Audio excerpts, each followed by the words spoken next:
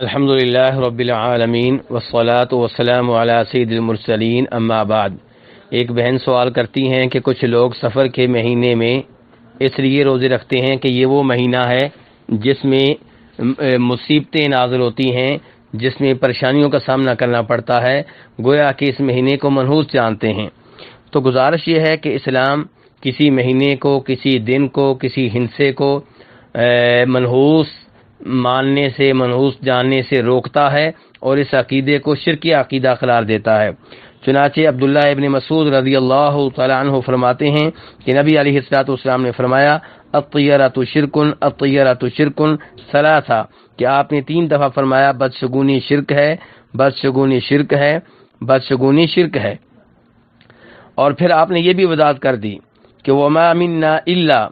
کہ ہم میں سے ہر ایک کو کوئی نہ کوئی وہم ہو ہی جاتا ہے، مگر اللہ عز و جل اسے توکل کی برکت سے زائل کر دیتا ہے۔ یعنی کہ ذہن میں کبھی کوئی چیز آ جاتی ہے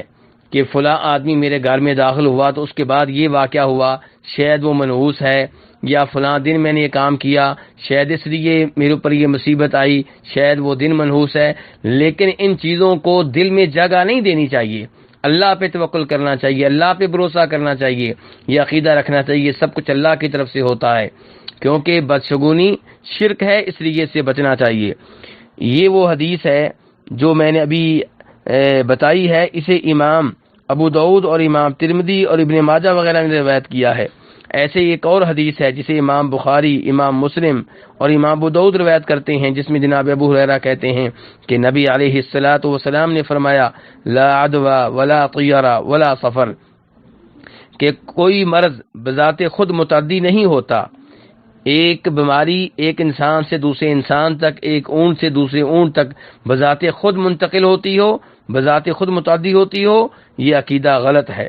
فرمایا ولا طیرہ، اور اسلام میں بدشگونی کی کوئی گنجائش نہیں ہے، ولا سفرہ، اور سفر کا مہینہ منحوس نہیں ہے۔ جب آپ نے یہ عقائد بیان کیے تو ایک بدوی کہنے لگے کہ اللہ کے رسول علیہ الصلوۃ والسلام کہ یہ کیا مسئلہ ہے کہ اونٹ اچھے بھلے ہوتے ہیں اور ہرنیوں کی طرح ہوتے ہیں، لیکن ان میں سے ایک اونٹ کو خارش لگتی ہے تو سب کو خارش والا کر دیتا ہے۔ گویا کہ یہ بدوی صحابی یہ کہنا چاہتے تھے کہ آپ کہہ رہے ہیں کہ ایک مرض بذات خود ایک انسان سے دوسرے انسان تک، ایک اونٹ سے دوسرے اونٹ تک منتقل نہیں ہوتا، تو پھر ہمارے اونٹوں کے ساتھ یہ واقعہ کیوں ہوتا ہے کہ ایک کو خارش لگتی ہے تو اس سے پھر سب کو خارش لگ جاتی ہے، کئی ایک اونٹوں کو خارش لگ جاتی ہے۔ تو آپ نے اس بدوی صحابی کا عقیدہ درست کرنے کے لیے آپ نے اسی مثال کو پیش نظر رکھتے ہوئے فرمایا مجھے یہ بتاؤ کہ پہلے اونٹ کو خارش کہاں سے لگی، کیسے لگی؟ یعنی کہ پہلے اونٹ کو خارش خود ہی لگی ہے،